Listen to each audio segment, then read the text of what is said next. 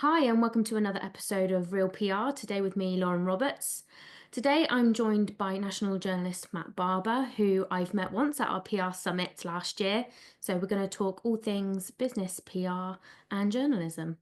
I'll leave it to you to introduce yourself, Matt. Hi, I'm glad to be here. Thank you very much for having me on.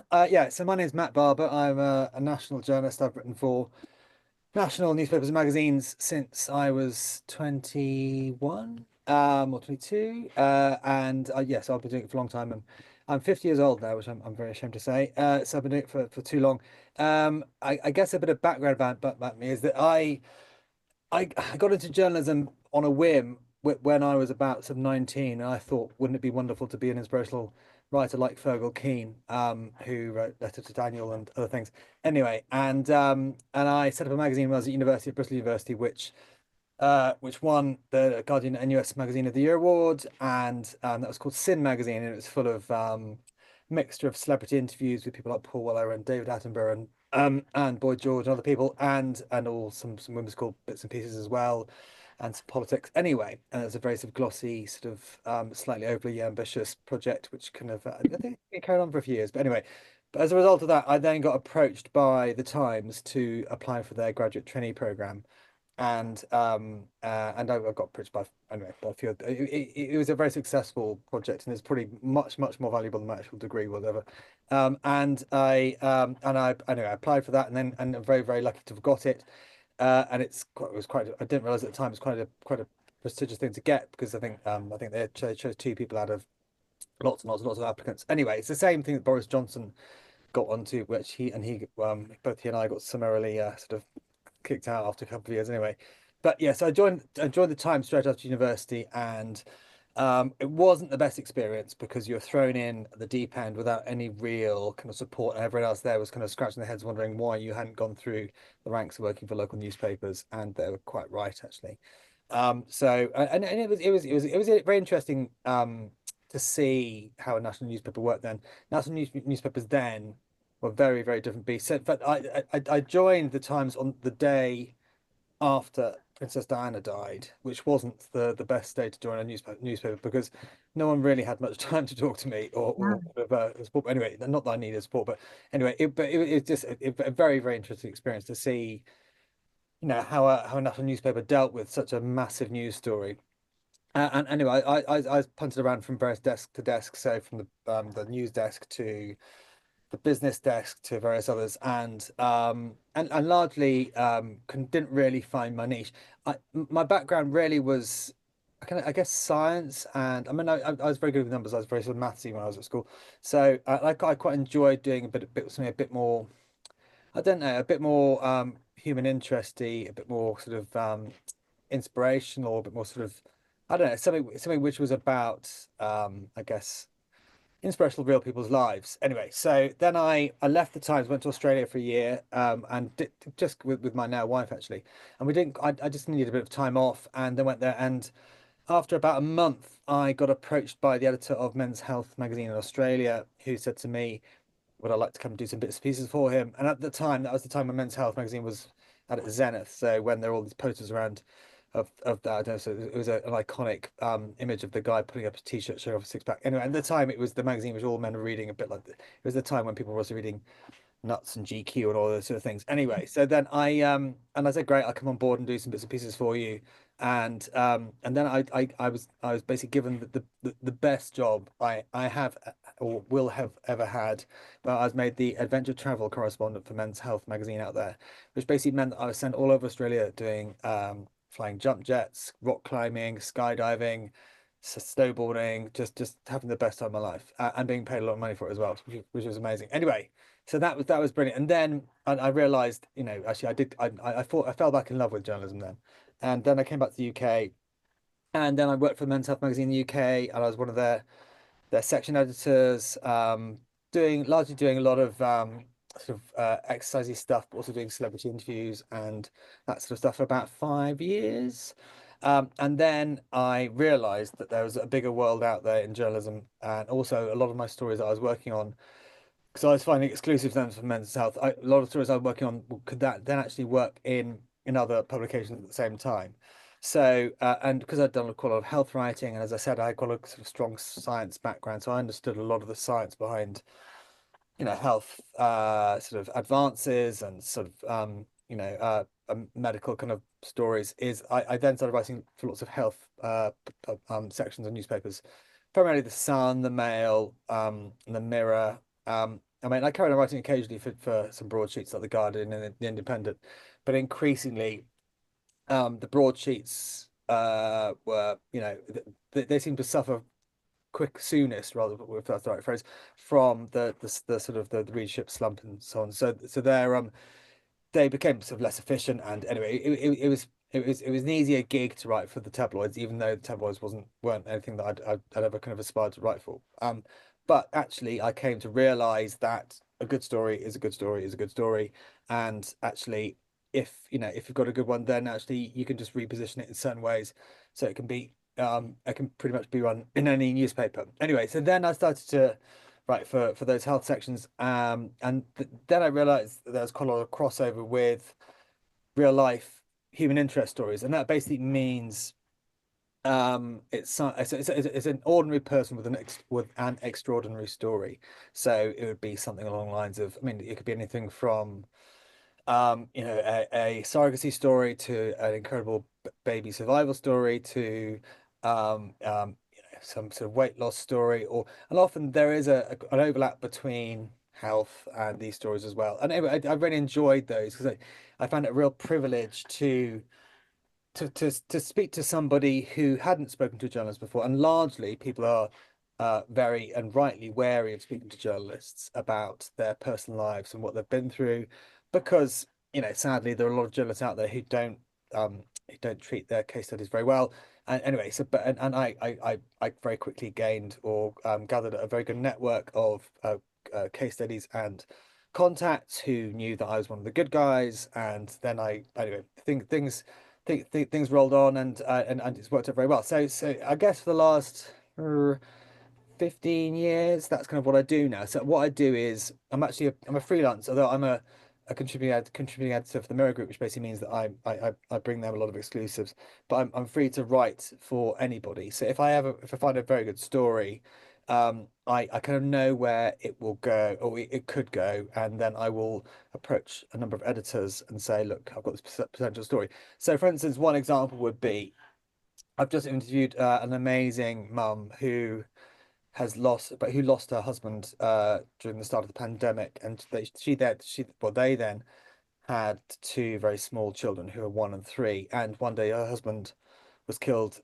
tragically in a road accident. He was on a bicycle and got killed, and how this mum then fell in love with running as a result of her husband dying. She'd never run before, but she decided to walk and then jog and then run, and then she found this as a way to deal with her grief.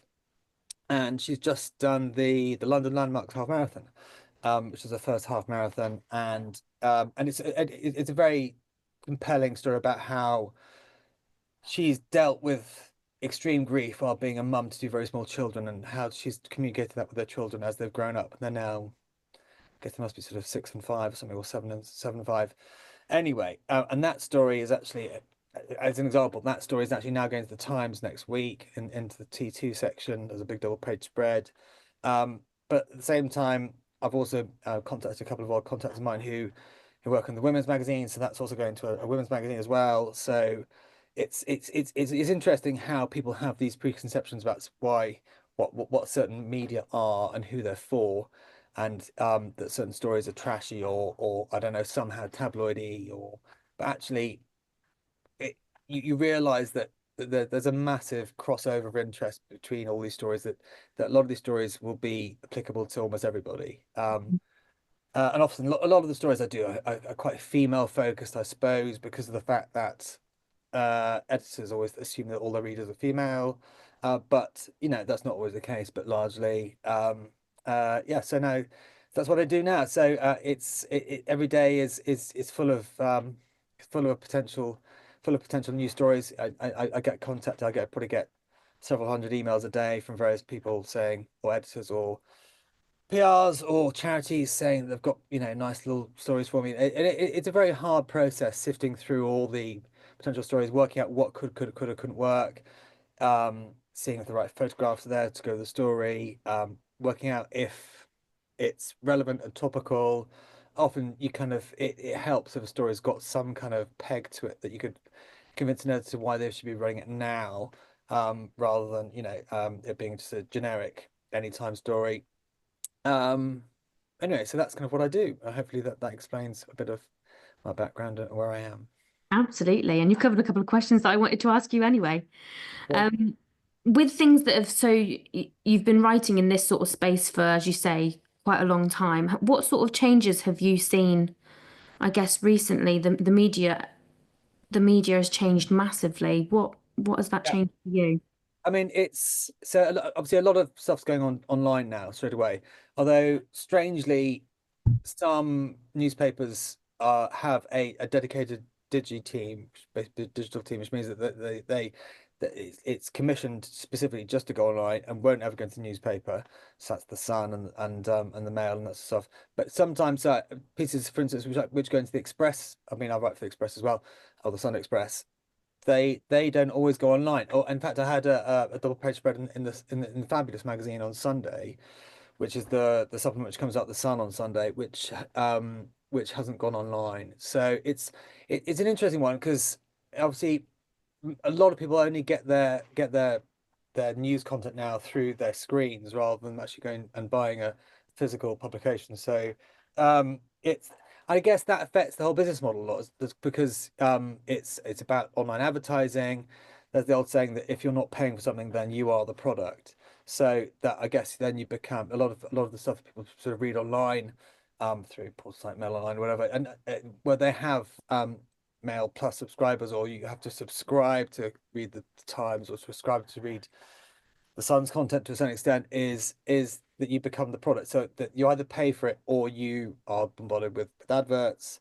But either way, I think people always still want to read a good story, and that will always be the case. Mm. There'll always be a demand for the stuff I do, but it's how it's presented. I think more and more, quite sadly, uh, there is demand for sort of short form stories, which are much more sort of punchy. I mean, there there is a sort of a debate around whether or not too much of the content which is going into these sort of newspapers, magazines that right for now are sort of inverted commas clickbaity, and Hmm. sometimes they are, because I guess sadly it's just the way that people are get pulled into stories is that there has to be an arresting, tantalizing headline, or it can be such shocking or something quite provocative.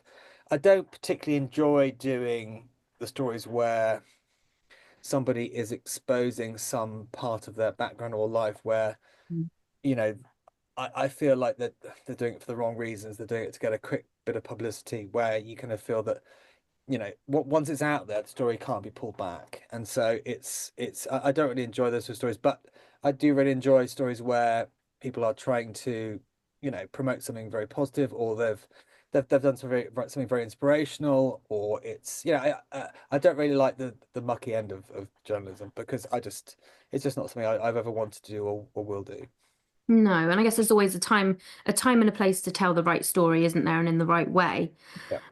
How important do you think that the timing is for certain stories? I mean, the timing in terms of it being linking to any particular I newspaper. I guess things that are going on, is that important to the kind of stories that you're writing? yeah, absolutely. So, I mean, for instance, I'm doing a big campaign piece at the moment for the Mail on ketamine.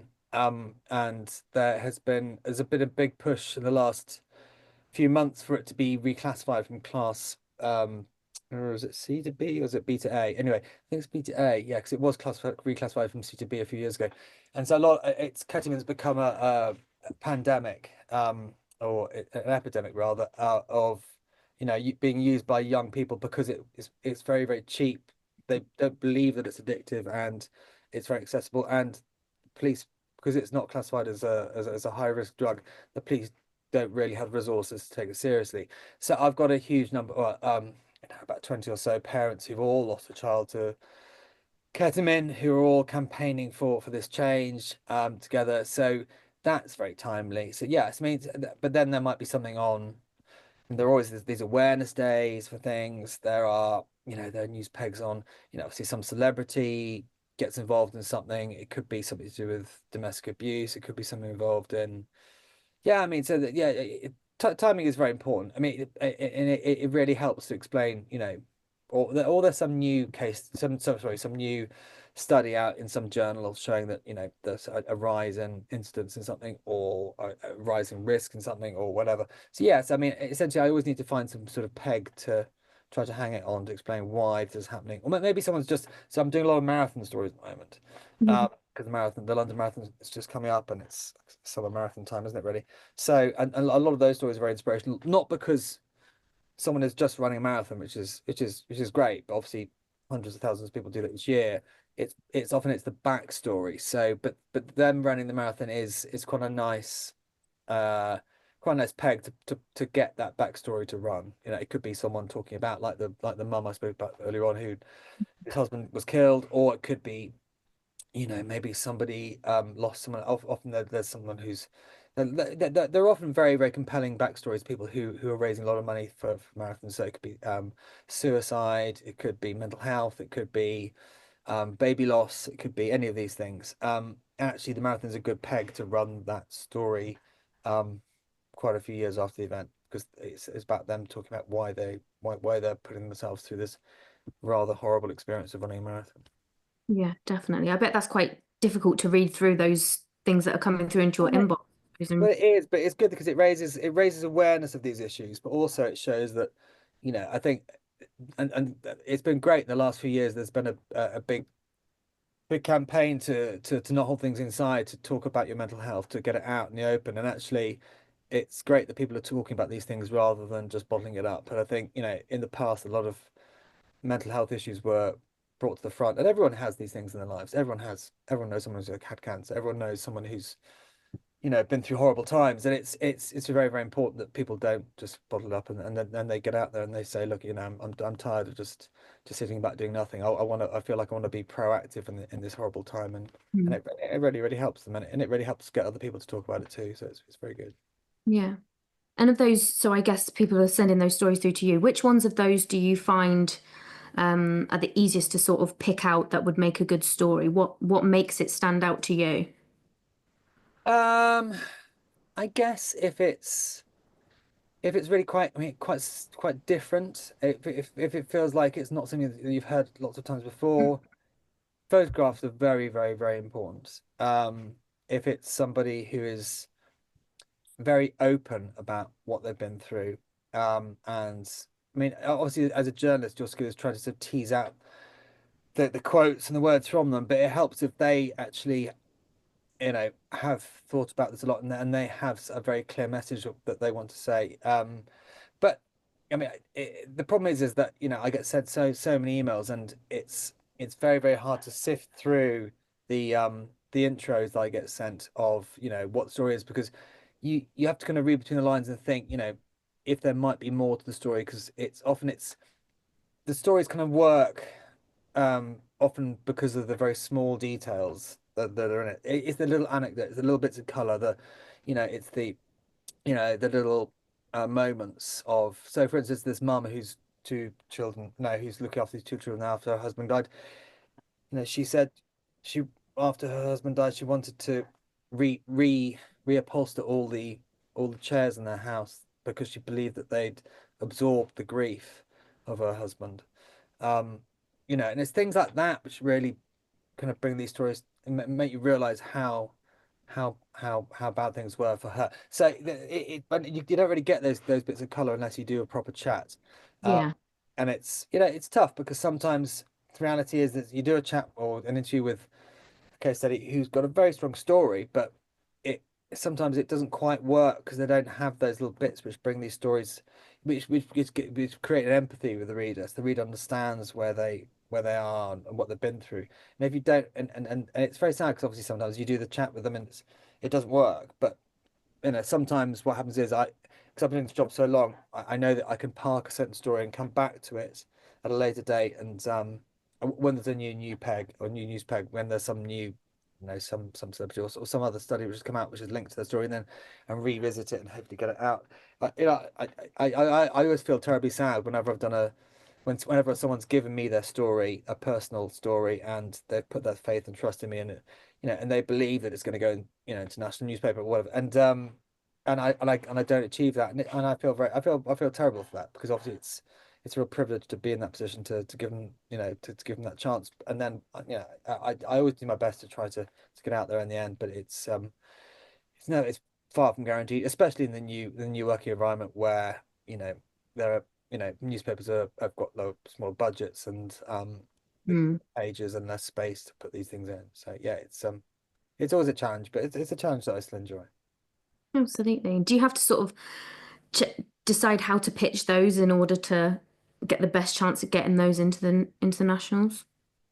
Yeah, I mean, kind of. I mean, most of the time, the story, as I said before, a good story is a good story is a good story. Is that Yes. you don't really have to repitch the things too much, but you kind of know that, the female, as in FEMAIL, the female section of the male would be more interested in a certain demographic of case study. So, someone who's inverted commas middle class and, well presented, etc., etc. Whereas, the son would be going for a different kind of story, a different kind of demographic, housewives who got a side hustle doing something or whatever, or but largely that's about the content rather than repitching the story. No, I mean, I think I think largely the story kind of quite often it immediately presents itself as being relevant to a certain, newspaper or magazine at the time. Mm.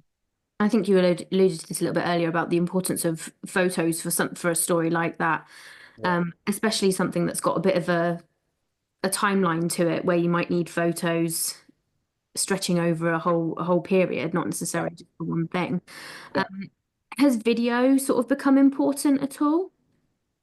Um, it kind of has in a way. Sometimes some editors say that it really helps because they want it to go into print and also online. And if Mm. there's some sort of video, I think it helps with the search engine sort of pick up if you've got video attached to stories. And and often you can get video. But it's just so hard to get good video from case studies. So, um, I mean, uh, l- my short answer to that is largely kind of is it. Sometimes it's really important, but most of the time it's not. And Um, the but story. but good photographs which kind of reflect the story are massively important. Especially, so I've just done this piece which is going into the Mirror and also going to magazine on this couple who are now 58 and 50 anyway, and they've just renewed their wedding vows after the husband was diagnosed with early onset Alzheimer's a few years ago, and the wife, Emma, surprised her husband with a wedding renewal, a wedding vow renewal ceremony when he turned up thinking it was her birthday party, and he walked into this pub and suddenly saw that there was, you know all their friends and family, in various rows, and there's a celebrant at the front, and she was wearing a wedding dress. Anyway, so but then I had to get all the back pictures for that, like when they first got married, and Yeah. the photographs charting, him, getting the diagnosis and his various sort of charity walk since then. And so yes, I mean and if you don't have all that spread, then I think you don't get pulled into the story, because otherwise it's just the text. And so the photographs are, yeah, massively important for those sort of stories. In fact, they're always really important, but for some stories I mean, I do quite a lot of sort of wanderlust stories where people give up the rat race and they go traveling around the world, or they go teaching, or they, get a van and they travel everywhere. And often with those, it's you really have to kind of pique people's interest to show them that here's pictures of, this couple in their rather humdrum life in, Staffordshire at the beginning, and then here's pictures of them in Costa Rica, and then in, Venezuela, and then, climbing some mountains in Uzbekistan or something. But it's some stories it's much more important, but largely you always need them anyway. Luckily, I suppose nowadays when most people are doing that, they've got their phones and they can take pictures much easier than they used to be able to be able to give to you. Yeah, exactly. I mean, it's always hard. 'Cause sometimes some people say, "Oh, we didn't take any photographs." And you think, as far as I can tell, everybody takes photographs all the time at the moment. So it's and the problem as well is that some people have take lots of photographs, but they're just not very good. So it's really really helpful if someone's got very good photographs where you say things. Let's just to case studies sometimes like you've got any photographs where your eyes are actually open or if it's in focus and they kind of go, oh no, oh, I'm sorry, we didn't take any like that. Okay. So yeah, it's really really important. I've always got live photos turned on now on my phone so that I can sort of move it along when someone's blinking and try and get the right photo. Very clever. Well done. Okay, just putting sort of my sort of PR hat on now for a second, and just taking back to obviously when I first met you, which was at our summit last year. Yeah. That kind of I think the people listening will be business owners. They'll be thinking of what the benefits are to them. But Mhm. as a freelance journalist, what was the benefit of an event like that? What is the benefit to you? Um, well, it's really interesting because at that event, I think everyone who's the audience were wanted to get a story out there, and it wasn't just about promoting a business. It's about promoting a message, I think. So there was a mum who'd lost her son to suicide. There was all sorts of people who'd been through mental health problems. There was people who'd set up really innovative community initiatives. There was there's the Paralympian couple who recently got married. So that it was just a plethora of really good potential stories for me, to explore and to exchange contacts with. But also it gave me a chance because we did obviously the other journalists and I did our presentations, which is great. Obviously, it was really interesting hearing their stories as well. But also we got to sit and do the round table chats with them afterwards, so we could actually interact with them and explain to them what they needed to get and do and say to get the story out there. So and I think that really helped them as well. And actually, a lot of them didn't kind of do. I think it seems like really it seems like common sense, but a lot of them didn't quite understand what the process was, and also it was just. I mean, I genuinely, I think I cried 2 or 3 times when I was speaking to these people at these tables. It was just some of their stories were just so amazing. Yeah, So it was a privilege to hear them again. And again, that's why I do the job. absolutely. And it was a brilliant day, and it's really really good. I really really enjoyed it, and I think everybody there really walked away from it with a massive sort of smile on their face and a massive feeling of sort of community and it was a very positive space. Absolutely. And what sort of, if you could give some small business owners maybe just one piece of advice that they could straight away action that's going to help them maybe get some chances of coverage, what piece of advice would you give? Just get some really good photographs done. And really try to condense your story down into an elevator pitch, so you can explain it in 30 seconds or a minute, and try recording yourself saying it again and again, and ask some very very blunt good friends to say, are they bored when you say it? Because it's got to be interesting, Yeah. otherwise, and you kind of you exist in your own little bubble where you believe that everybody, should hear your story and should be, getting involved in your business or your charity or whatever it is. But you have to make it compelling, and instantly you have to hook people very quickly. So yeah, I guess those things really. No, I think that's brilliant.